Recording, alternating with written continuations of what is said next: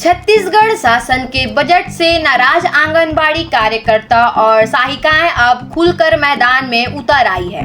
राजनांदगांव में कलेक्ट्रेट के सामने फ्लाईओवर के नीचे 2 दिवसीय धरना प्रदर्शन के बाद आज सैकड़ों कार्यकर्ताओं ने शहर में रैली निकालकर जोरदार प्रदर्शन किया। कार्यकर्ताओं की मुख्य मांग है उन्हें शासकीय सेवा घोषित किया जाए। इसके साथ ही अन्य विभागीय कार्यों से मुक्त करने की भी मांग उठाई गई। संघ ने प्रधानमंत्री के नाम ज्ञापन अपर कलेक्टर CL मार्कंडे को सौंपा। संघ ने चेतावनी दी है कि अगर मांगे पूरी नहीं हुई तो 9 मार्च को राजधानी रायपुर में वृहद धरना प्रदर्शन किया जाएगा और जरूरत पड़ी तो भूख हड़ताल भी की जाएगी। हड़ताल के चलते जिले भर के आंगनबाड़ी केंद्रों में ताला लटका रहा, जिससे व्यवस्थाएं प्रभावित हुई है। अब सबकी नजरें प्रदेश की सांय सरकार पर टिकी है। क्या महिला दिवस से पहले कोई बड़ा फैसला होगा या आंदोलन और तेज होगा?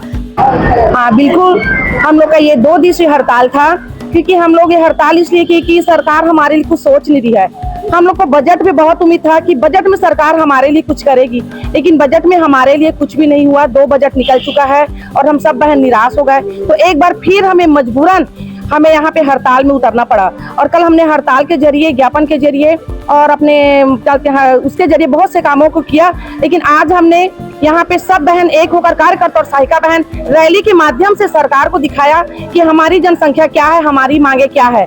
और अगर 2 दिवसीय हड़ताल के अंदर अगर ये कुछ भी नहीं होता है तो 9 मार्च को हम लोग रायपुर तूता में विधानसभा का घेराव भी करेंगे, जिसमें पूरे जिले की, पूरे प्रदेश की आंगनबाड़ी कार्यकर्ता और सहायिका बहनें होंगी।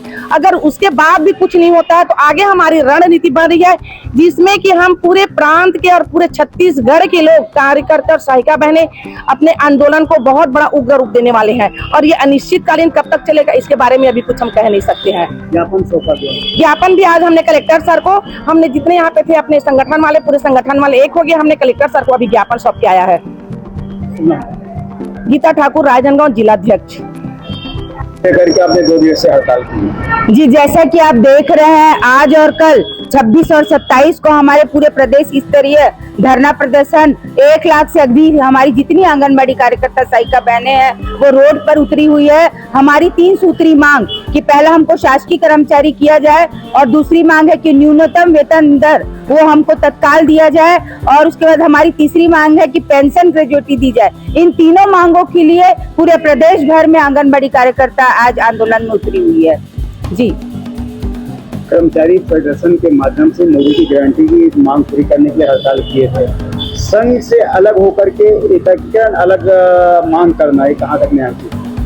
नहीं, संघ से अलग होकर नहीं, ये हमारी मांग लगातार चली आ रही है। आप हमको SIR का काम कराते हैं, आप समझ सकते हो कि निर्वाचन आयोग का काम कितना ही मुश्किल है, जिसमें सभी समस्त शासकीय कर्मचारी बड़े बड़े आला दर्जे के लगे, पूरे शिक्षक जिनको 50,000 से 60,000 मिलता है और साथ में मात्र हम लोग को 10,000 मिलता है। वो उनके साथ कंधे से कंधा मिलाकर समान काम का समान वेतन ही तो मांग रहे हैं, शासकीय कर्मचारी मांग रहे हैं। उसको हम लोग दुरुस्त किए हैं। पूरे SIR का काम हम लोग 3-4 महीने रात भर जग कर वो काम किए।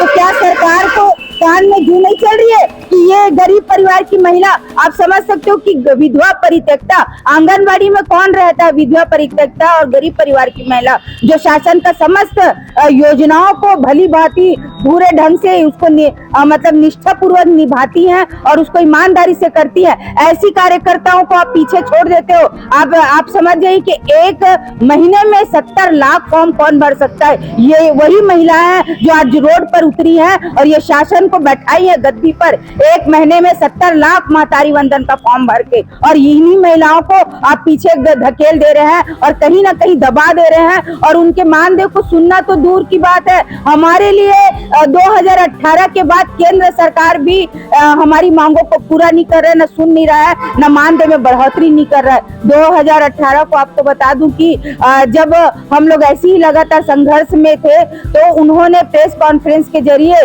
13 सितंबर 2018 को, क्योंकि 2018 में विधानसभा का चुनाव था, तो उन्होंने पूरे छत्तीसगढ़ की समस्त आंगनबाड़ी कार्यकर्ताओं से माननीय प्रधानमंत्री जी बात किए कि 1 अक्टूबर को आप लोगों का मानदेय बढ़ाएंगे। वो 1 अक्टूबर को 1500 बढ़ा और उस समय से लेकर आज तक आप देख लीजिए कि केंद्र सरकार बिल्कुल नहीं सुन रही है। और पिछली जो सरकार थी उन्होंने कुछ हमारे लिए पहल करते हुए जो 6,500 था उसको 3,500 रुपए बढ़ाकर 10,000 रुपया, एक कहीं ना कहीं एक थोड़ी सी सम्मानजनक, मैं बोलूंगी कि वो अभी भी हमारे परिवार को भरण पोषण करने के लायक में नहीं है, फिर भी कुछ हमारी समस्याओं को दूर किए। हम चाहते हैं कि ट्रिपल और ट्रिपल इंजन की जो सरकार है वो तो हमको डायरेक्ट शासकीय कर्मचारी कर देना चाहिए। जो भी आंगनबाड़ी कार्यकर्ताओं का नियम लागू किया गया है, जो उनके भर्ती नियम में, उनके मानदेय विषय में जो वेतन हो नहीं सकता, उस नियम को संशोधन किया जाना चाहिए। अन्य विभागों का कार्य नहीं देना चाहिए। शासकीय कर्मचारियों के साथ कंधे से कंधा मिलाकर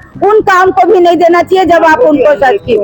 जी बिल्कुल बिल्कुल, हमारे पूरे प्रदेश भर के समस्त संगठन एक साथ आज संयुक्त मंच के रूप में आए हैं और अपनी मांगों को लेकर आगे आ रहे हैं। और बिल्कुल मांग हमारी पूरी नहीं होगी तो जबरदस्त बिल्कुल आगे हमारा प्रदेश स्तरीय रहेगा। आज हमारा 2 दिवसीय जिला स्तरीय था और हम लोग का 9 तारीख को प्रदेश स्तरीय धरना प्रदर्शन है। उसके बाद भी यदि नहीं सुनती है तो प्रदेश के 1 लाख से अधिक आंगनबाड़ी कार्यकर्ता सहायिका अनिश्चितकालीन हड़ताल में चले जाएंगी। धन्यवाद। मैं पद्मावती साहू, छत्तीसगढ़ जुझारू आंगनबाड़ी कार्यकर्ता सहायिका कल्याण संघ की प्रदेश अध्यक्ष।